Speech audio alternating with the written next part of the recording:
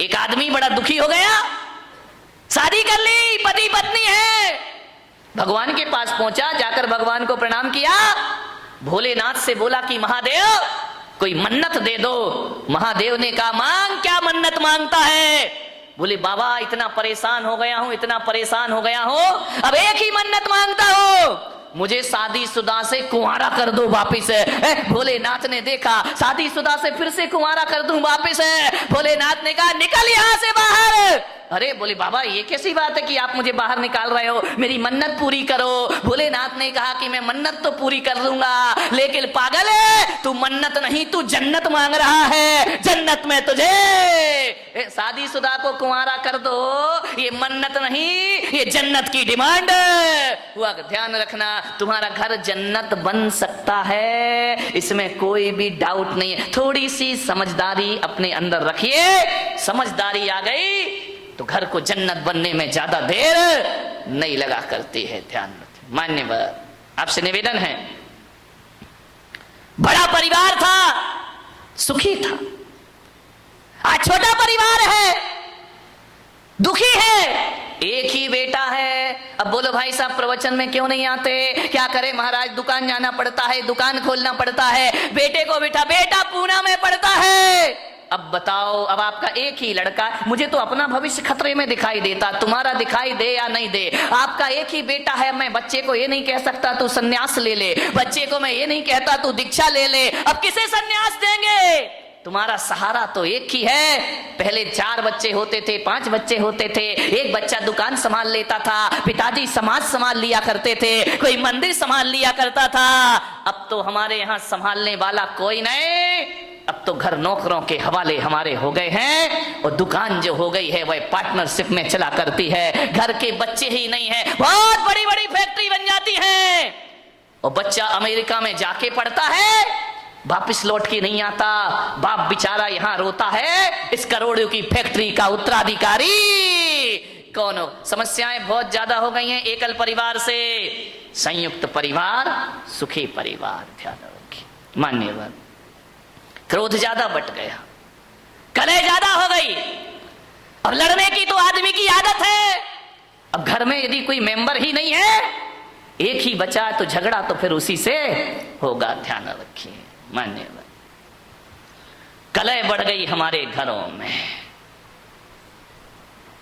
ऐसे बात करते हैं किसी से जैसे उस पर कोई एहसान कर रहे हो, जवाब नहीं दिए जाते हैं। हालात ये हो गए हैं कि पति बेचारा थका हारा घर पहुंचता है, आवाज लगाता है कि सुनती है, एक गिलास पानी लाके दे दे, प्यास लगी है बहुत। अब पत्नी क्या बोलती है, देख नहीं रहे, मैं सीरियल देख रही हूँ, टीवी देख रही हूँ, ऐसा करो जाके चुपचाप पानी पी लो, और हो सके तो एक गिलास मेरे लिए भी ले आए। हालात बहुत खराब है घरों के, स्थितियां भी, तुम तो पी लो और हो सके तो एक गिलास मेरे लिए भी पानी लेकर आ जाए। यही चल रहा है ना घर में। शर्माओ मत, देखो सही बता जो कुछ चल रहा है। मैं कोई प्रवचन कोई आकाश से उतर के तो आते नहीं है। एक महिला ने पूछा महाराज एक बात बताओ, तुम्हारी शादी हुई? मैंने कहा मेरी तो शादी नहीं हुई है। बोले आपका परिवार था? मैंने कहा मेरा तो कुछ भी नहीं है। बोले कब दीक्षा ले ली? मैंने कहा बहुत छोटी सी उम्र में दीक्षा ले ली। तो बोले आप एक बात बताओ, तुमने शादी करी नहीं, तुम्हारे बच्चे हैं नहीं, तुम्हारे बीवी है नहीं है, फिर एक बात बताओ महाराज, ये तुम्हें घर की बातें कहां से पता चलती हैं? ये घर गृहस्थी की बातें कहां से जान लेते हो? अरे मैंने कहा मैं कहां जानता हूं। तो बोले आप इतनी बातें बोलते हो, इतना उदाहरण घर गृहस्थी के देते हो, ये बताओ महाराज तुमने ये सीखा कहां से? मैंने कहा मैंने कुछ नहीं सीखा देवी, तुम्हारे पति आते हैं मेरे सामने, रोते हैं, चले जाते हैं, अपनी घर की बातें तुम ही बता जाती हो, तुम अपनी बातें बताती हो, मेरा प्रवचन तैयार हो जाया करता है। और कहां से प्रवचन लाऊंगा? प्रवचन तो तुम्हारे बीच से बनेंगे, मैं कहां से लेकर आऊंगा? तुम ही आते हो महाराज, ये परेशानी, ये दिक्कत, वो दिक्कत, बस मैं पॉइंट नोट करते जाता हूं, मेरी डायरी में प्रवचन तैयार हो जाया करता है। और प्रवचन आएगा कहां से? समाज की बातें समाज के बीच रखना पड़ती हैं। आपको उसी भाषा में समझाया जा सकता है, आपको शास्त्रों की भाषा में समझ में आने वाला नहीं है। उदाहरण भी वही दिए जाते हैं जिसमें आप सुबह शाम जिया करते हैं। ध्यान रखना, ये दिल की बातें दिल तक पहुंच जाया करती हैं, वरना ज्ञान की बातें एक कान से सुनो और दूसरे कान से निकल जाती हैं। ध्यान रखिए, बड़े परेशान हैं लोग। बहुत हैरान है लोग, क्रोध से परेशान हैं। अब क्रोध तो भाई आ ही जाता है, करोगे क्या करोगे, लाख कोशिश करो, क्रोध तो आ ही जा। जहां 4 बर्तन होते हैं वहां खटपट तो बोलो होगी, आगे भी। तो मेरा गला क्यों फड़वा रहे मेरे भाई, ध्यान रखिए। अरे 4 बर्तन है वहां खटपट तो, अरे लड़ाई कहां नहीं होती है। ये मत सोचो कि केवल तुम्हारे घर में लड़ाई होती है, लड़ाई तो महापुरुषों के घर में भी हुआ करती है, बड़े बड़े ज्ञानियों के घर में झगड़ा हुआ करते हैं। अब आप भी बताइए, जिन्हें दुनिया महापुरुष बोलती है, आदर्श पुरुष माना करती है, लड़ाइयां तो उनके घरों में भी हुआ करती हैं। अब ये महाभारत बताओ, कोई गरीब घरों की लड़ाई तो थी नहीं, ये महापुरुषों के घरों की लड़ाई थी। महाभारत 2 भाई भाई लड़ रहे हैं, वो भी तो एक झगड़ा ही था ना। कौरव और पांडव ये महापुरुष गिने जाते हैं, इनके घरों में भी झगड़ा हुआ करता था। रामायण में सिंहासन को लेकर के झगड़ा हो गया, राम के घर में भी झगड़े होते हैं, दुर्योधन के घर में झगड़े हुआ करते हैं, युधिष्ठिर के घर में झगड़े हुआ करते हैं। झगड़ा कहां नहीं होता मेरे भाई, भरत बाहुबली का ये झगड़ा नहीं तो क्या था, ये भी तो एक झगड़ा था। ये मोक्षगामी लोग, ये सम्यक दृष्टि लोग, यहां इनके घरों में भी झगड़े होते थे, और बड़े आदमियों के घरों में भी झगड़े होते हैं। मुकेश अंबानी, अनिल अंबानी, ये झगड़ा नहीं तो क्या पेस्टीज रगड़ा है, विचार करिए। झगड़ा तो इनके घर में अभी, प्रमोद महाजन, प्रवीण महाजन, झगड़े तो इनके भी घर में हुआ करते हैं। ऐसा कोई नहीं है जिसके घर में बारामती के घरों के बारे में मुझे नहीं मालूम है, यहाँ झगड़े हैं या नहीं है। होशियार मत बनो कि हमारे यहाँ झगड़े नहीं है, घर घर की कहानी है, इसलिए तो महिला देखती हैं कहानी घर घर। विचार करी, सास भी कब हुई? नहीं, वो बहू थी बिचारी, पहले भी बहू थी और आज भी बहू है, वो सास बनने का मौका ही कहां मिला है उसको। ये हालात है हमारे घरों में, लड़ाई है, झगड़े हैं, विवाद है। महापुरुषों के घरों में भी झगड़े होते थे, आपके घर में भी झगड़े होंगे।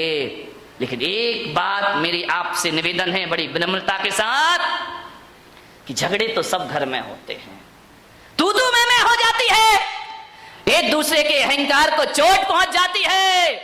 लेकिन मैं आपसे एक निवेदन करूंगा, लड़ लेना, झगड़ लेना, जितना लड़ना हो लड़ो, जितना झगड़ना है झगड़ लो, लेकिन बारामती वालों बोल चाल बंद मत करिए। लड़ाई हो जाए, कुछ कह दिया, डांट दिया, फटकार दिया, कुछ बोल दिया, बोलचाल बंद यदि आप कर देंगे तो सुलह के सारे रास्ते बंद हो जाएंगे हमेशा को।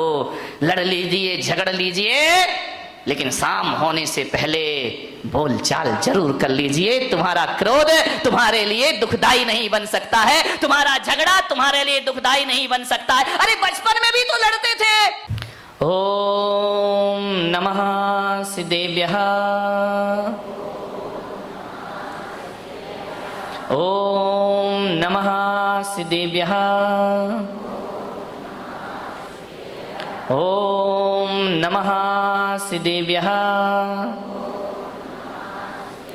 यदर्चा भावेन प्रमुदितमना दर्दुरेह, क्षणादासीत् स्वर्गी गुणगण समृद्ध सुखनिधि। लभन्ते सद्भक्ता शिव सुख समाजम किमु तदा।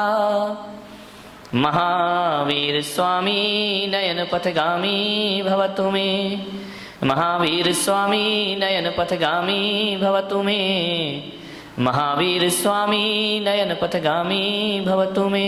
प्रथम तीर्थंकर ऋषभदेव भगवान की, भगवान महावीर स्वामी की, परम पूज्य गुरुदेव आचार्य श्री पुष्पदंत सागर जी महाराज की, अहिंसा परमो धर्म की।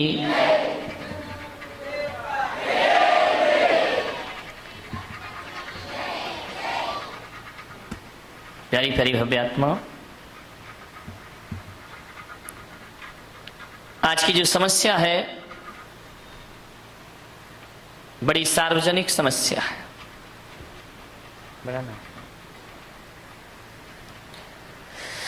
सार्वजनिक इसलिए है कि ऐसा नहीं है कि क्रोध मात्र एक जाति धर्म विशेष को आता हो, क्रोध सबको आता है। बच्चे को भी क्रोध आता है, बड़ों को भी क्रोध आता है, जवान को भी क्रोध आता है, बुजुर्ग को भी क्रोध आता है, जैन को भी क्रोध आता है, अजैन को भी क्रोध आता है, हिंदू भी क्रोध करता है, मुसलमान भी क्रोध करता है, और तो और राजस्थानी भी क्रोध करता है, पंजाबी भी क्रोध करता है, महाराष्ट्र का भी आदमी क्रोध करता है, और भारत का ही नहीं पूरी दुनिया में क्रोध आया कर। ध्यान रखना, चाहे अमेरिका हो, रूस हो, जापान हो, पाकिस्तान का तो पूछो ही मत, 24 घंटे क्रोध में रहता है। ध्यान रखिए, सबको क्रोध आता है दुनिया में, ऐसा कोई नहीं जिसे क्रोध ना आए।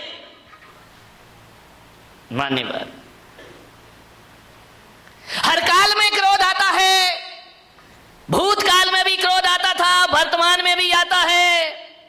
और ज्ञान गंगा महोत्सव को यदि अच्छे से आत्मसात कर लिया तो भूत और भविष्य की तो मैं गारंटी नहीं ले सकता हूं, भूत और वर्तमान की गारंटी नहीं ली जा सकती है, लेकिन इन सूत्रों को जी लिया तो ध्यान रखना, भविष्य में क्रोध पर काबू किया जा सकता है, क्रोध को रोका जा सकता है। क्रोध बहुत बड़ी समस्या है। महिलाओं को आता है, नहीं आता है? बोलो, बड़े गर्व से कहो हमको क्रोध आता है। महिलाओं को भी, और आदमियों को तो जय हो पंचम काल की, 24 घंटे क्रोध आता है। ध्यान रखिए, जीवन एक रंग भूमि है, जीवन एक उत्सव है, जीवन एक महोत्सव है। आपसे निवेदन है, रंग भूमि को रणभूमि मत बनाइए, जीवन में रंग भरने का प्रयास करिए। मन शांत नहीं है आदमी का। आज इतना क्रोध है, इतना क्रोध है, घरों में क्रोध हो तो हो, समाज में क्रोध है, परिवार में क्रोध है, मंदिरों में भी कम क्रोध नहीं है। ध्यान रखना, क्रोध सब जगह अपने जाल फैला रहा है। मैं आज, जहां तक लोग ये सोचते थे कि छोटा परिवार सुखी परिवार, लेकिन आज मैं देख रहा हूं कि छोटा परिवार दुखी परिवार।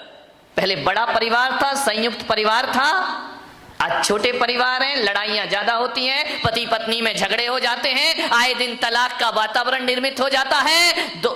अब झगड़े किससे? आदमी का स्वभाव लड़ना झगड़ना है। जब संयुक्त परिवार थे तो आदमी लड़ता था, झगड़ता था, एक दूसरे से बातचीत हो जाती थी। जहां 4 बर्तन होते थे वहां खटपट तो कौन बोला होती थी और होएगी। मुझे मालूम है मेरे प्रवचन से तुम कोई भी सुधरने वाले नहीं हो, मैं कितना भी बोलूं तुम्हें तो वही करना है जो करना है, लेकिन फिर भी मैं कहता हूं इस हजारों की जन्मेदिनी में यदि 1-2 परिवार में ही परिवर्तन आ गया तो मेरा बोलना और सार्थक सफल हो जाए। 1-2 लोग ही सुधर गए तो बहुत है। क्लासरूम में बैठा हुआ हर बच्चा 100 में से 100 नहीं लाता है।